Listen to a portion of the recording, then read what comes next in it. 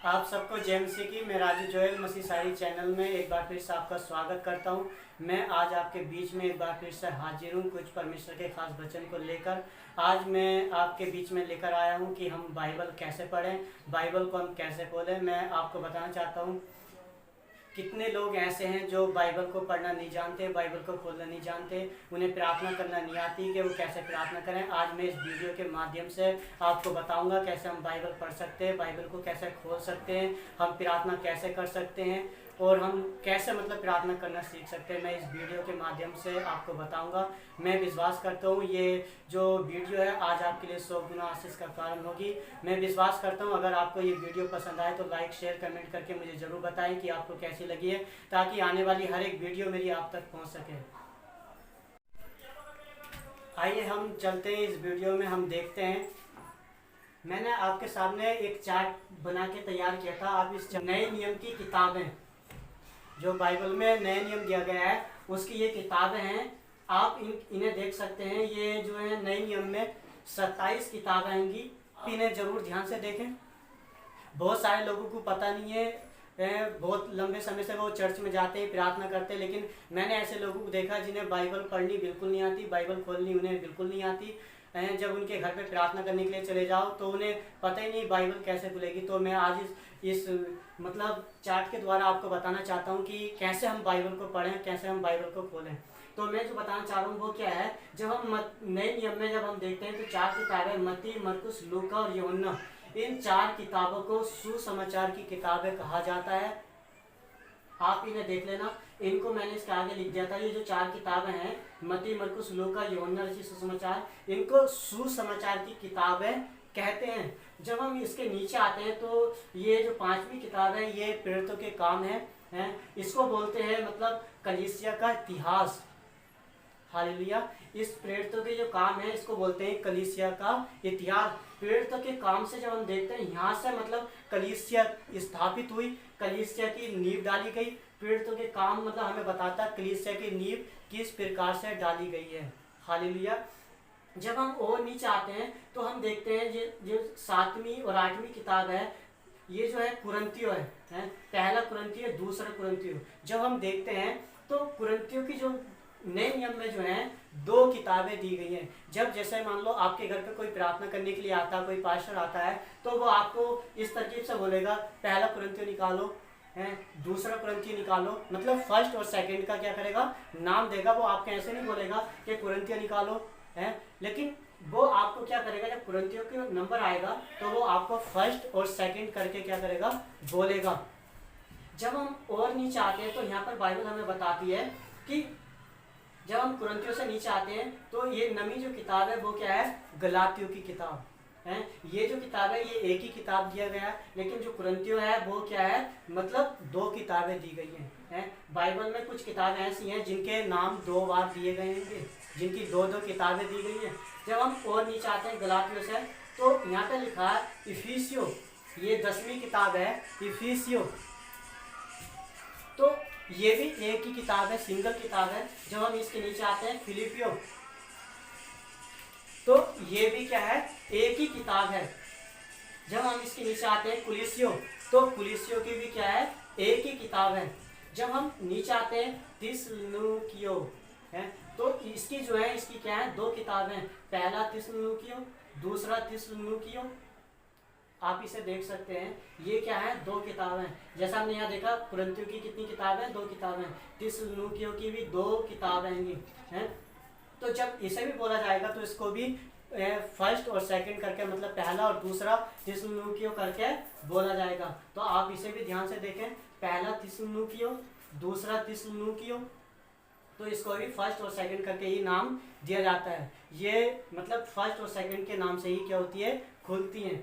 जब हम नीचे आते हैं तो 15 और 16 किताब, 15 और जो 16वीं किताब है, ये भी कितनी 2 किताब हैं कि जब हम इसे देखते हैं तो इसमें भी लिखा है पहला तीमुथियुस और दूसरा तीमुथियुस है। तो इसकी भी 2 किताब आएंगी। तो ये भी जब अगर मान लो इन किताबों के नाम से प्रचार हो रहा है, इन किताबों के द्वारा प्रचार किया जा रहा है, तो ये फर्स्ट और सेकंड करके, पहला और दूसरा तीमुथियुस करके क्या है, बोला जाता है। जब हम नीचे आते हैं तो ये 17वीं जो किताब है, आप इसे देखना, तो इसको भी क्या बोलते हैं, ये जो है एक किताब है, सिंगल किताब है, इसको बोलते हैं तीतुस।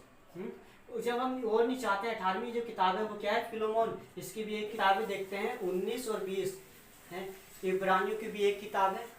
जब हम देखते हैं ये 20वीं किताब जो है यकूब की, ये भी एक किताब है। जब हम इनको, ये जो और जो किताब है इनको मतलब इब्रानियों करके ही बोला जाएगा, इसमें फर्स्ट सेकंड का नाम नहीं आएगा। ये यकूब है तो यकूब करके बोला जाएगा, इसमें फर्स्ट सेकंड का नाम नहीं आएगा। जब हम यहाँ पर आते हैं 21वीं किताब, ये कौन सी है, पत्रस है। ये भी क्या है, दो किताबें। मैंने आपको देखो, ये मैंने ऐसे एक निशान दे रखा, आप इसे देखना। तो जब हम पत्रस की किताब देखते हैं तो पत्रस की दो किताबें जी। जब अगर मान लो कोई पास्टर या कोई भी अगर वो इन किताबों से प्रचार कर रहा है तो वो पहला और दूसरा करके क्या करेगा, बोलेगा पहला पत्रस, दूसरा पत्रस, फर्स्ट या सेकंड करके वो पत्रस क्या करेगा, नाम लेगा। ठीक है, तो आप इन चीजों को भी क्या रखें, ध्यान में रखें। जब हम 23वीं किताब आते हैं, 23, 24 और 25, इनको पहला, दूसरा और तीसरा करके ही क्या किया जाएगा, बोला जाएगा। अगर आपको लगता है कि अगर वो इन किताबों से प्रचार कर रहे हैं तो आपने ये ध्यान रखना है, आपने ये वाला यूहन्ना नहीं निकाल लेना। अगर इस यूहन्ना से प्रचार हो रहा है तो आपने ये ध्यान रखना है, ये जो यूहन्ना है ये सुसमाचार के नाम से निकलता है, यूहन्ना रचित सुसमाचार। आप इस बात का क्या रखना है, ध्यान रखना। अगर ये 3 किताबें आती हैं तो इनको फर्स्ट, सेकंड और थर्ड करके क्या किया जाएगा, बोला जाएगा। पहला यूहन्ना और दूसरा यूहन्ना और तीसरा यूहन्ना। तो आप इस चीज को क्या रखना है, बहुत ध्यान में रखना। जब हम 27वीं किताब को, 26 किताब को देखते हैं, जब हम 26वीं किताब को देखते हैं तो ये जो है ये यहूदा की किताब है, ये एक ही किताब दी गई है। जब हम 27वीं किताब को देखते हैं तो 27वीं जो किताब है वो है प्रकाशित वाक्य। इस प्रकाशित वाक्य को भविष्यवाणी की किताब कहा जाता है। आपने इस चीज को क्या रखना है, ध्यान रखना है। एक बार आप इस चार्ट को फिर से दोबारा से देख लेना। देखो ये जो मत्ती, मरकुस, लूका, यूहन्ना 4 किताबें, इनको सुसमाचार की किताबें दिया गया। ये पीड़ितों के काम जो है ये इतिहास की किताब है, यहाँ से कलीसिया का इतिहास मतलब रचा गया है, तो कलीसिया की नींव डाली गई है पीड़ितों के काम से।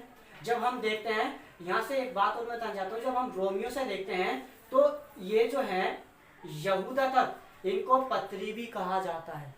क्या कहा जाता है, पत्री। जैसे रोमियो की पत्री, पहला कुरिन्थियों की पत्री, दूसरे कुरिन्थियों की पत्री, गलातियों की पत्री, इनको पत्री भी कहा जाता है। अगर आपको बोलते हैं रोमियो की पत्री निकालें तो आप कंफ्यूज नहीं होना, आपने ये देखना यहाँ से रोमियो से इनको यहूदा तक इनको क्या पत्री भी कहा जाता है। लेकिन आपने इस चीज को ध्यान रखना है, जैसे मैंने ये आपको ये दिए, मतलब ऐसे ऐसे इनको घेर रखा है। ये जो है ये 2 किताबें हैं, आपने इन चीजों का क्या रखना है, ध्यान रखना है। ये 3 किताबें, ये 2 किताबें।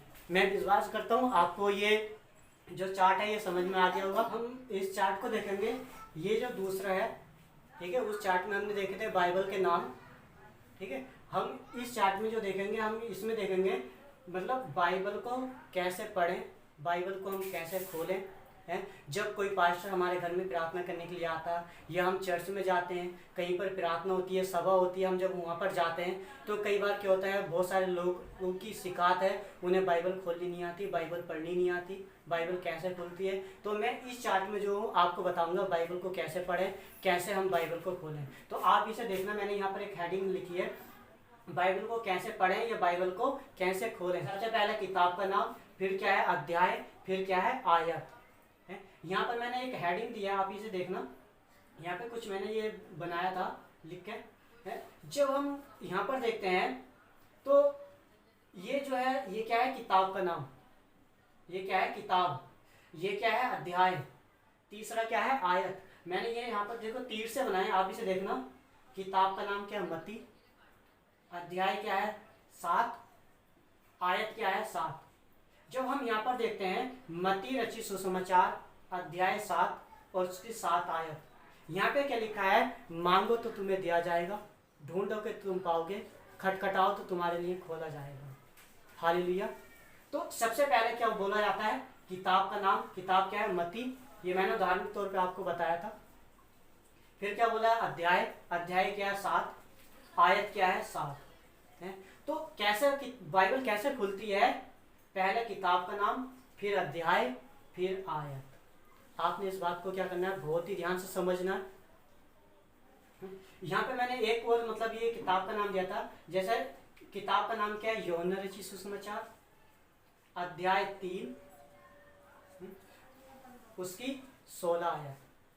यूहन्ना रचित सुसमाचार अध्याय 3 और उसकी 16 आयत। यहाँ पे क्या लिखा है, परमेश्वर ने जगत से ऐसा प्रेम किया कि उसने अपना इकलौता पुत्र दे दिया, ताकि जो कोई इस पर विश्वास करे वे नाश ना हो परंतु आनंद जीवन पाए। है तो बाइबल कैसे खुलती है? सबसे पहले किताब का नाम बोला जाएगा। किताब का क्या नाम है? मत्ती, यूहन्ना। फिर क्या बोला जाएगा? अध्याय बोला जाएगा। फिर क्या बोला जाएगा? आयत बोला जाएगा। आप ये बिल्कुल क्या है, सिंपल है। जिन्हें बाइबल पढ़नी नहीं आती, बाइबल खोलनी नहीं आती है, आप इस चार्ट को देखें और इस चार्ट को देख के क्या करें, बाइबल को पढ़ना, बाइबल को खोलना आप सीखें। किताब का नाम, अध्याय, आयत। किताब, अध्याय, आयत। मत्ती 7 की 7, यूहन्ना 3 की 16।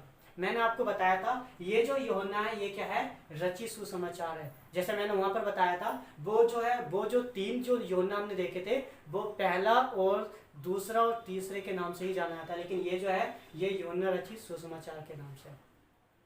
तो ये जो किताब है ये क्या है, यूहन्ना रचित सुसमाचार अध्याय 3 और उसकी 16। ये बिल्कुल क्या है, सिंपल है। मैं विश्वास करता हूँ, मैं आशा करता हूँ आपको ये दूसरा ये जो चार्ट है ये आपको भी क्या हो गया होगा समझ।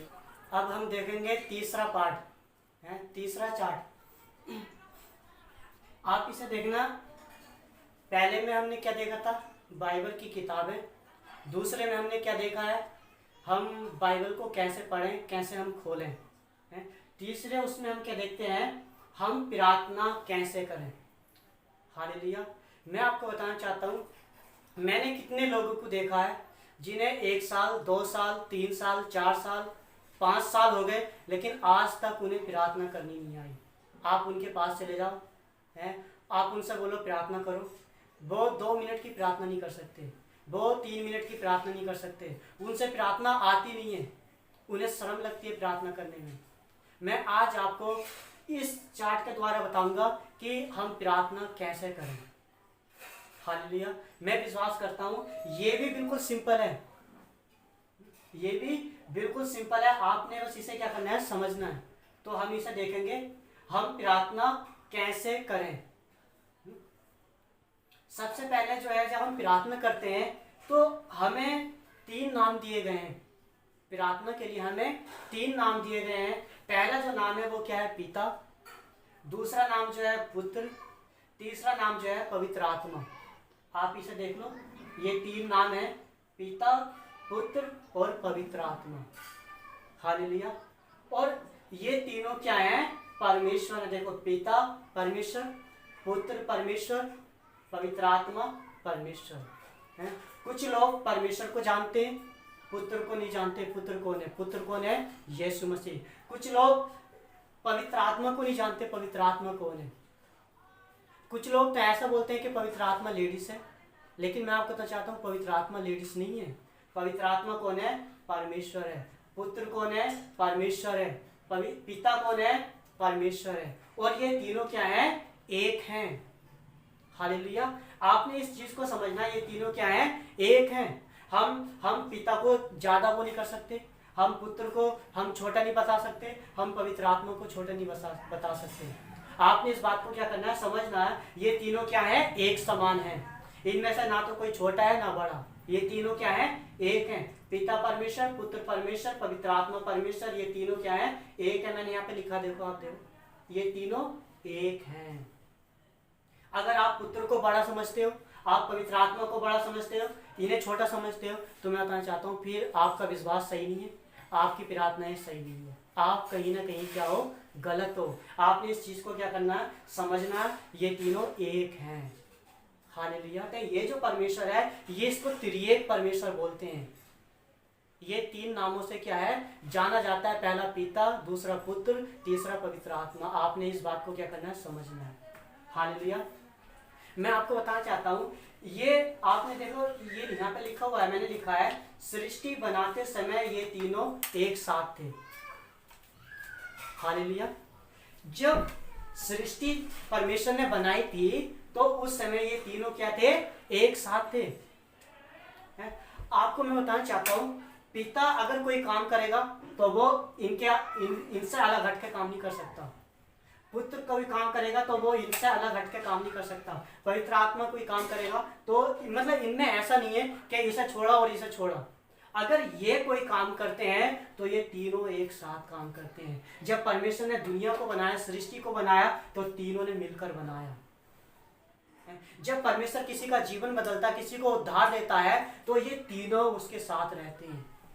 अगर आप प्रार्थना करते हो तो ये तीनों आपके साथ है। अगर आप परमेश्वर पे विश्वास करते हो तो ये तीनों आपके साथ रहते हैं। हालेलुया। इसमें ये नहीं कि एक है एक नहीं है, नहीं, ये तीनों आपके साथ है। आपने इस बात को क्या करना है? समझना है। तो हमने प्रार्थना करनी है। प्रार्थना कैसे करनी है आप इस बात को समझना। जब हम नीचे आते हैं तो मैंने आपको इसे देखना कैसे लिखा हुआ है, पिता, पुत्र और पवित्र आत्मा जी। आप इसे देखना, पिता, पुत्र और पवित्र आत्मा जी, मैं आपका धन्यवाद करता हूँ। जब आप प्रार्थना करते हो तो आपने क्या बोलना है? पिता, पुत्र, पवित्र आत्मा जी, मैं आपका धन्यवाद करता हूँ। जब आप प्रार्थना में बैठते हो सबसे पहले आपको यही बात बोलनी है, पिता, पुत्र, पवित्र आत्मा जी, मैं आपका धन्यवाद करता हूँ। हालेलुया।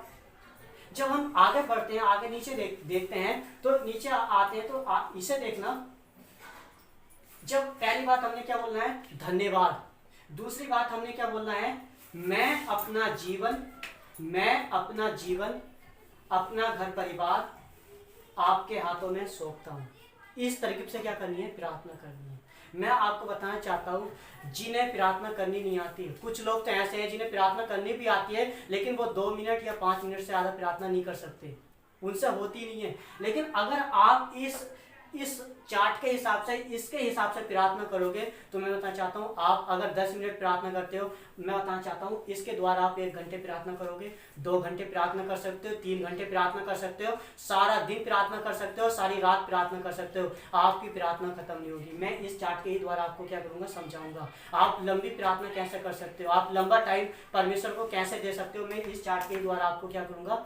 बताऊँगा। देखना, सबसे पहले मैंने लिखा धन्यवाद। जब आप प्रार्थना में बैठते हो तो आप परमेश्वर को धन्यवाद करो। पिता, पुत्र, पवित्र आत्मा जी, धन्यवाद। आपने धन्यवाद कैसे करना है? ये नहीं कि ये तीनों नाम लेकर ही आपको क्या करना है? धन्यवाद करना। अगर आप चाहते हो आपकी प्रार्थनाएं सुनी जाएं, आपकी प्रार्थना स्वर्ग तक पहुंचे, तो आपने क्या करना है? पिता, पुत्र, पवित्र आत्मा जी, आपका धन्यवाद। हालेलुया। 1 मिनट धन्यवाद कर सकते हो आप, अगर आप 5 मिनट धन्यवाद कर सकते हो, आप 10 मिनट धन्यवाद कर सकते हो। अगर आपको ज़्यादा लंबा टाइम बिताना है तो आप 1-1 घंटे धन्यवाद दे सकते हो। आप इसमें कोई गलत बात नहीं है। आप परमेश्वर को जितना धन्यवाद दोगे, मैं आपको चाहता हूँ, अगर आपके जीवन में कोई परेशानी चलती है या आपके घर परिवार में, तो वो आपको छोड़ के चली जाएगी। आपने इस बात का क्या रखना है? ध्यान रखना। तो आप धन्यवाद ये एक ही बार नहीं बोलना है, आपने प्रार्थना में हो तब भी बोलना है, आप प्रार्थना में नहीं भी हो तब भी, उठते बैठते, सोते जागते, खाते समय या कहीं भी हो आप धन्यवाद कर सकते हो। पिता, मैं आपका धन्यवाद देता हूँ। पुत्र, मैं आपका धन्यवाद देता हूँ। पिता, पुत्र, पवित्र आत्मा जी, मैं आपका धन्यवाद देता हूँ। दूसरा जो मैंने लिखा है आप इसे देखना, ये क्या है? महिमा। ये जो शब्द है ये क्या है? महिमा। आप परमेश्वर की महिमा कर सकते हो। हालेलुया। कुछ लोग प्रार्थना करते हैं, उन्हें इन चीज़ों का पता नहीं होता, जिन्हें प्रार्थना ही करनी नहीं आती। मैं आपको बताना चाहता हूँ आप प्रार्थना कैसे कर सकते हो। आप दूसरी जो बात है वो क्या है? आप महिमा कर सकते हो। महिमा कैसे करनी है? जैसे अगर आपको गीत गाने आते हैं तो आप गीत गा के परमेश्वर की क्या कर सकते हो? महिमा कर सकते हो। प्रार्थना में बैठ के आप, जैसे अगर आपने प्रार्थना में बैठे हो, आप 1 गीत गा सकते हो, 2 गीत गा सकते हो, 3 गीत गा सकते हो। अगर आपने ज़्यादा समय बिताना, आप 4-5 गीत भी गा सकते हो। हालेलुया। महिमा कैसे करनी है? गीतों के द्वारा। अगर आपको गीत गाने नहीं आते हैं तो आपने क्या करना है?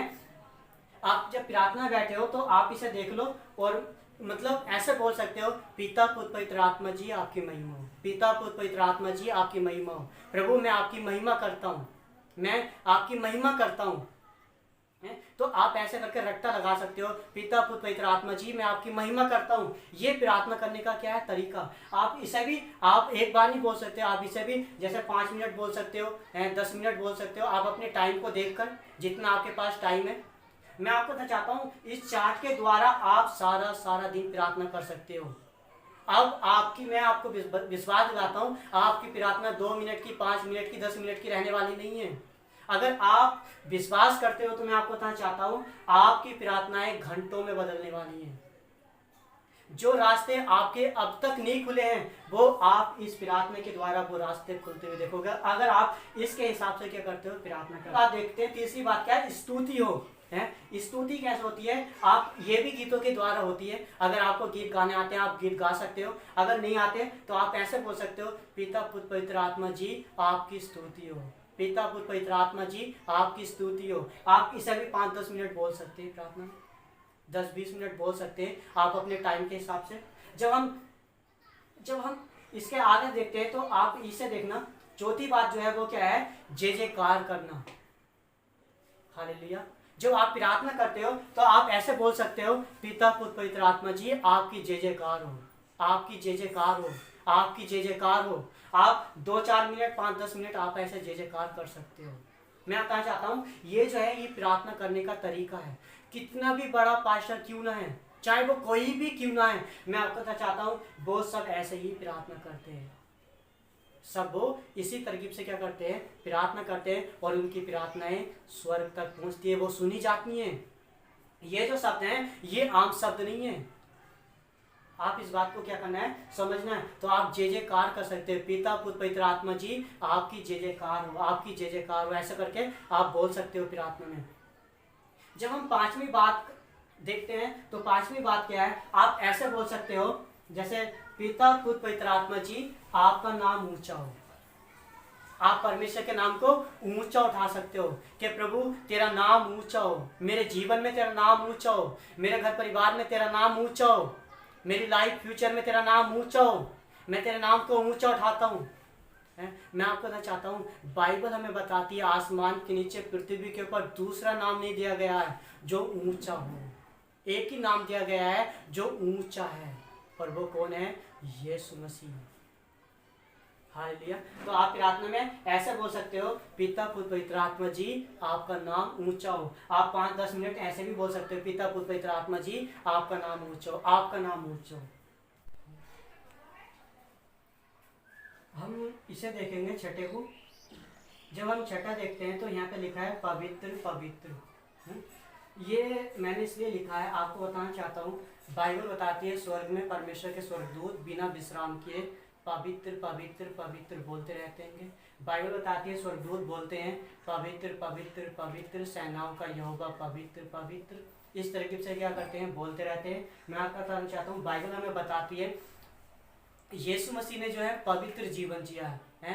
बाइबल बताती है यीशु मसीह जो था बिल्कुल निर्दोष था, उसने कोई गुनाह नहीं किया, कोई पाप नहीं किया, वो उसने धरती पे बिल्कुल पवित्र जीवन, निर्दोष जीवन को क्या किया है, जिया है। तो जब आप प्रार्थना में बैठते हो तो आप इसे बोल सकते हो पवित्र पवित्र पवित्र, अपने टाइम के हिसाब से 5 मिनट 10 मिनट आपको जितना प्रार्थना करना है आप उस हिसाब से क्या कर सकते हो, बोल सकते हो।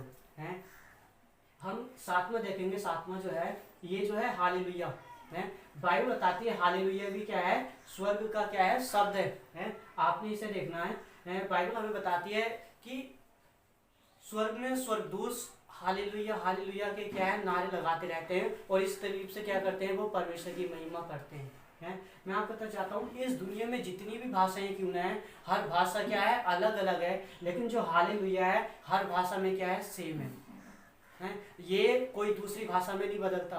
अगर आप इसे हिंदी में बोलोगे तो हालेलुया बोलोगे, इंग्लिश में बोलोगे तो हालेलुया बोलोगे, कोई सी भी भाषा में बोलोगे तो ये हालेलुया ही क्या किया जाएगा, बोला जाएगा। इस दुनिया में जितनी भी भाषाएं हैं हर शब्द अलग चेंज हो सकता है, लेकिन हालेलुया जो शब्द है कभी चेंज नहीं होता, ये सिर्फ हालेलुया ही बोला जाता है, चाहे वो कोई सी भी भाषा में। तो आपको इस बात को क्या रखना, ध्यान रखना, जब आप प्रार्थना में बैठते हो तो प्रार्थना करते समय हालेलुया हालेलुया हालेलुया आप ऐसा करके बोल सकते हो 5-10 मिनट अपने टाइम के हिसाब से।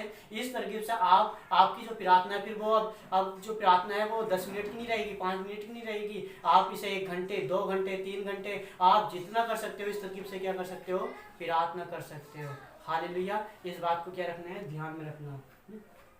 जब हम 8वां देखते हैं, यहाँ पर 8वां लिखा हुआ है, आप इसे देखना, ये जो शब्द है ये क्या है, तारीफ है।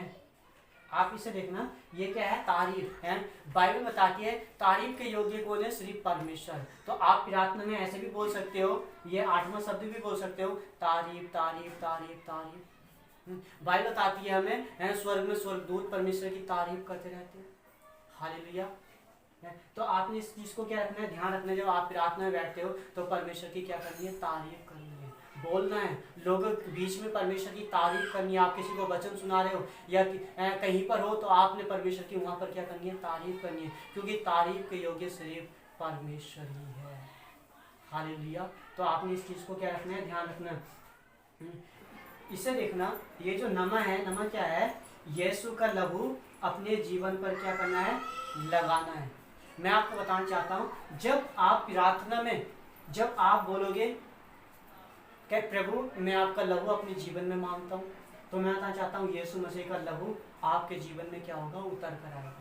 या आप बोलोगे प्रभु मैं आपका लहू अपने जीवन पर लगाता हूँ, तो मैं बताना चाहता हूँ प्रभु यीशु मसीह का जो पवित्र लहू है, जो उसने इस पूरी दुनिया के लिए, पूरी मानव जाति के लिए बहाया है, मैं बताना चाहता हूँ वो पवित्र लहू जो यीशु मसीह के शरीर से बहाया गया यीशु मसीह ने, है, कहते हैं वो जो लहू है वो आपके ऊपर क्या होगा, लग जाएगा। मैं आपको चाहता हूँ यीशु मसीह का लहू लगाना क्या है, बहुत ही जरूरी है। अगर आप बीमार रहते हो, परेशान रहते हो, आपके घर परिवार में कोई दिक्कत रहती है, तो भी आपने यीशु मसीह का लहू लगाना है कि प्रभु मैं आपका लहू अपने जीवन पर लगाता हूँ। देखो मैंने लिखा है यीशु का लहू अपने जीवन पर लगाना। फिर आपने बोलना है प्रभु यीशु मसीह आपका लहू मैं अपने घर परिवार पर लगाता हूँ। आप देखो यहाँ पे मैंने लिखा है प्रभु यीशु मसीह आपका लहू मैं आपके अपने कामकाज पर लगाता हूँ। प्रभु यीशु मसीह आपका लहू मैं अपनी सेवा पर लगाता हूँ। अगर आप सेवा मिनिस्ट्री करते हो तो मैं चाहता हूँ आप ऐसे करके यीशु मसीह का लहू लगा सकते हो। और जब आप यीशु मसीह का लहू लगाओगे तो मैं बताना चाहता हूँ यीशु मसीह का लहू लग जाएगा। वो भले आपको दिखाई दे या ना दे, लेकिन परेशानी को दिखाई देगा, बीमारियों को दिखाई देगा, दुष्ट आत्माओं को दिखाई देगा। मैं बाइबल में लिखा है, कहते मतलब जिस जगह यीशु मसीह का लहू लगाया गया, मेमने का लहू लगाया गया, उस जगह मौत का फरिश्ता नहीं आया। पुराने नियम में है। मैं आपको चाहता हूँ आप जब यीशु मसीह का लहू लगाओगे, अगर आपके जीवन में कोई बीमारी काम करती है, आप बोलो प्रभु मैं आपका लहू अपने शरीर पर लगाता हूँ, तो मैं चाहता हूँ बीमारियाँ आपको छोड़कर चली जाएंगी। आप बोलोगे प्रभु मैं आपका लहू अपने घर परिवार पर लगाता हूँ, आपके घर परिवार से परेशानियाँ, बीमारियाँ, दुष्ट आत्माएं, जादू टोने, श्राप सब टूट जाएंगे और चले जाएंगे। अगर आप अपना कामकाज पे यीशु मसीह का लहू लगाते हो तो आपके कामकाज को प्रभु क्या करेगा, आशीष देगा। मैं कहना चाहता हूँ आपके कामकाज को प्रभु क्या करेगा, बढ़ाएगा। आप ऐसे भी बोल सकते हैं यीशु मसीह तेरे लहू कीजिए। आप जब यीशु मसीह का लहू लगा लेते हो तो आप बोल सकते हो यीशु मसीह तेरे लहू कीजिए।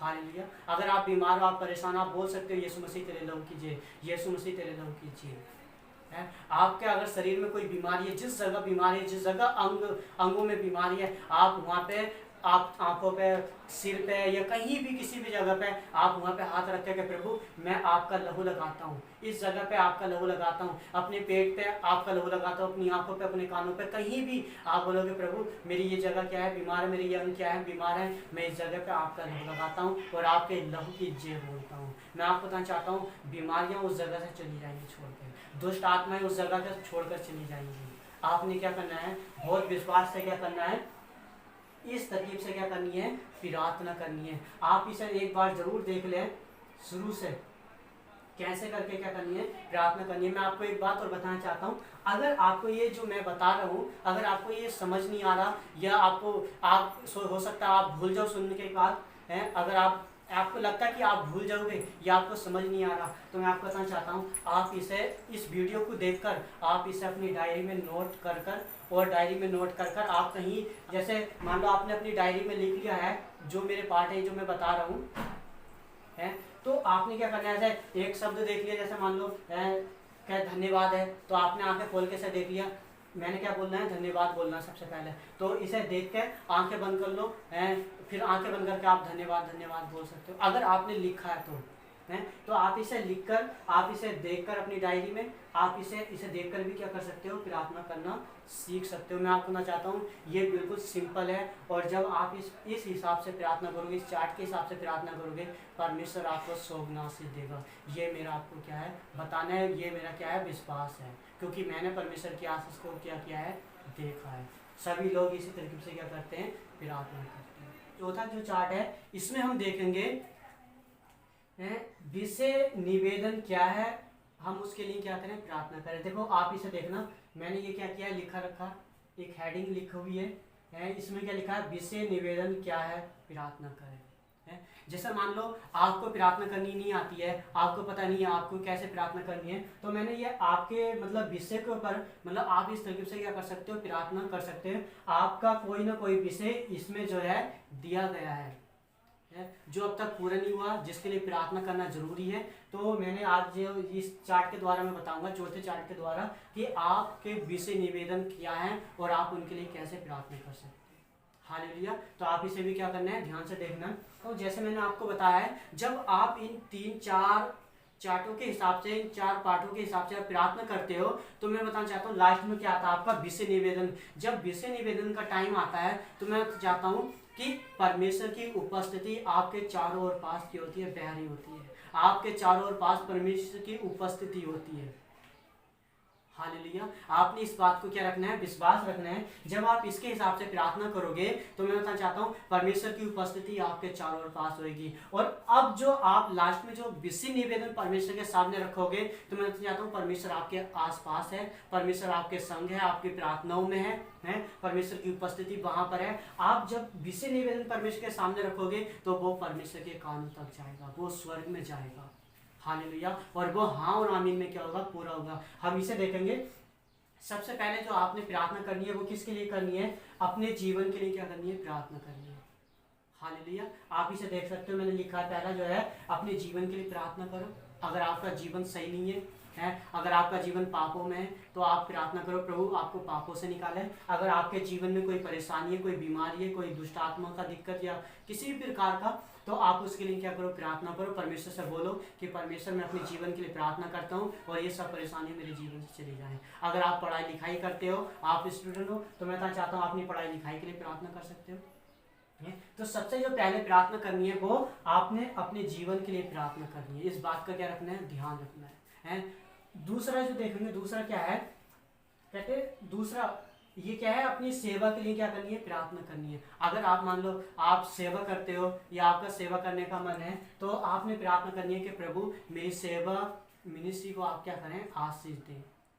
हालेलुया। दूसरा जो है वो क्या है, आप अपनी सेवा के लिए क्या कर सकते हो, प्रार्थना कर सकते हो। अगर आप पास्टर हो तो या आपकी छोटी सी सेवा, छोटी सी कलीसिया, या आप शुरू कर रहे हो, आप क्या कर सकते हो, प्रार्थना कर सकते हो। अगर आपका मन है सेवा करने का तो आप अपनी सेवा के लिए क्या कर सकते हो, प्रार्थना कर सकते हो। ये मैंने इसलिए डाल दिया था क्योंकि मैंने बहुत सारे लोगों को देखा कि उन्हें मतलब वो सेवा करते हैं और प्रार्थना करनी उन्हें नहीं आती है। उनके अंदर एक भूख होती है, एक प्यास होती है। तो आपने इस बात को भी क्या रखना है, ध्यान रखना है। जब आप अपनी सेवा के लिए प्रार्थना करोगे, आप परमेश्वर की उपस्थिति आपके पास होगी और आपका ये जो विषय है वो आप परमेश्वर के पास क्या करेगा, पहुंचेगा और हाँ और आमीन में क्या होगा, पूरा होगा। आप इस बात को क्या रखना है, ध्यान रखना। तीसरा क्या है, तीसरा अगर आप बीमार हो या आप दुष्ट आत्मा की कोई प्रॉब्लम है तो आप उसके लिए क्या करो, प्रार्थना करो। मैं कहना चाहता हूँ आप प्रार्थना करो। कैसे प्रार्थना करोगे, परमेश्वर मैं बीमार हूँ, आप मुझे चंगा करो। आप समझ रहे हो, इस तरीके से क्या कर सकते हो, आप प्रार्थना कर सकते हो। अगर कोई दुष्ट आत्मा की प्रॉब्लम है, आप उस समय जब परमेश्वर की उपस्थिति आपके अंग और संग है, मैं कहना चाहता हूँ उसकी उपस्थिति आपको महसूस होगी, आपके मन में आपको क्या होगी, महसूस होगी। तो आपने इस चीज को क्या रखना है, ध्यान रखना है। आप उस विषय के लिए क्या कर सकते हो, प्रार्थना कर सकते हैं, प्रभु मुझे चंगा कर, प्रभु ये दुष्ट आत्मा मुझे परेशान करके मेरे जीवन से ये चली जाए, तो वो चली जाएगी। जब आप उसे यीशु मसीह के नाम से बोलोगे कि मैं यीशु मसीह के नाम से तुझे हुक्म देता हूँ, ऐसे बोलो उसे कि मैं तुझे यीशु मसीह के नाम से हुक्म देता हूँ, मेरे जीवन से चली जा, बीमारी मेरे जीवन से चली जा। आप उसे अधिकार के साथ बोलोगे, परमेश्वर ने हमें क्या दिया है, अधिकार दिया है। ये जो प्रार्थना है मैं बताना चाहता हूँ, जो मैंने आपको बताया है, ये क्या है, अधिकार है हमारा। परमेश्वर ने हमें अधिकार दिया है, तो आपने उस अधिकार के साथ में क्या करनी है, प्रार्थना करनी है, तो आपकी प्रार्थना क्या होगी, सुनी जाएगी।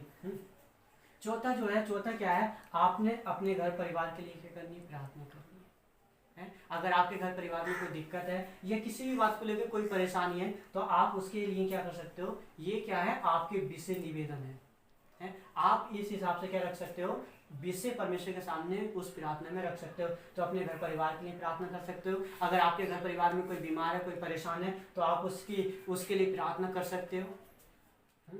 5 में क्या है, अपना काम काज के लिए क्या करें, प्रार्थना करें।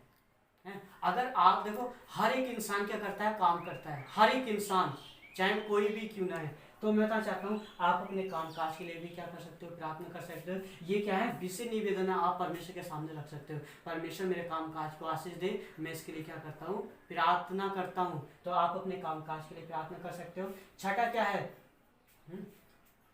छठा है अपने जान पहचान वालों के लिए क्या कर सकते हो, आप प्रार्थना कर सकते हो। आप इसे देखो, मैंने लिख के रखा है ये विषय निवेदन। अगर आपके जान पहचान वाले या उन्होंने प्रभु को ग्रहण नहीं किया, अगर उनका उद्धार नहीं हुआ है, तो आप उनके लिए क्या कर सकते हो, प्रार्थना कर सकते हो। अगर आपके जान पहचान में कोई बीमार है, तो आप उसके लिए प्रार्थना कर सकते हो। है जो भी आपके मतलब रिलेशन में है, आपके जान पहचान में है लोग, आप उनके लिए भी क्या कर सकते हो, प्रार्थना कर सकते हो। है 7वां देखेंगे, 7वां क्या है, अपनी जगह के लिए प्रार्थना करें। अपने देश के लिए क्या करें, प्रार्थना करें। ये देखो मैंने लिखा है, अपनी जगह अपने देश के लिए क्या करें, प्रार्थना करें। आप जिस देश में रहते हो उस देश के लिए प्रार्थना कर सकते हो। आप जिस जगह पर रहते हो आप उस जगह के लिए प्रार्थना कर सकते हो। आप जिस गांव में, कोई सी भी बस्ती में आप रहते हो, है तो मैं बताना चाहता हूँ, आप दुनिया के किसी भी कोने में रहते हो, आप उस जगह के लिए क्या कर सकते हो, प्रार्थना कर सकते हो। अगर आप सेवा करते हो या कुछ भी करते हो, तो आप उस जगह के लिए क्या कर सकते हो, प्रार्थना कर सकते हो। प्रभु मैं इस जगह के लिए क्या करता हूँ, प्रार्थना करता हूँ। तो परमेश्वर उस जगह को क्या करेगा, आपकी प्रार्थना को सुनकर क्या करेगा, आशीष देगा। 8वां हम क्या करेंगे, 8वां जब हम देखते हैं, ये मैंने आपके लिए रखा है, आप इसे ध्यान से देखना। 8वां जो है वो क्या है, जब आपने इस हिसाब से इन 4 पार्टों के हिसाब से, 4 साइडों के हिसाब से आपने जब प्रार्थना करोगे, तो लास्ट में क्या है, आपका 8वां रहता है। 8वां क्या रहता है, ये क्या है, एंड है। जब आप प्रार्थना करके आपने देखा कि आपके सब विषय निवेदन क्या हो गए, पूरे हो गए हैं, आपने प्रार्थना क्या है, पूरी कर ली है, तो लास्ट में क्या करना है, धन्यवाद देना। धन्यवाद कैसे देना, धन्यवाद परमेश्वर आपने मेरी प्रार्थना को सुन लिया है।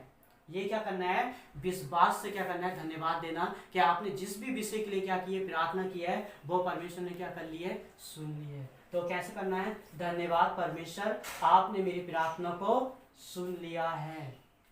हालेलुया। है लास्ट में आपने क्या बोलना है, इस प्रार्थना को यीशु मसीह के नाम से मांगता हूँ। ये क्या है, एंड है।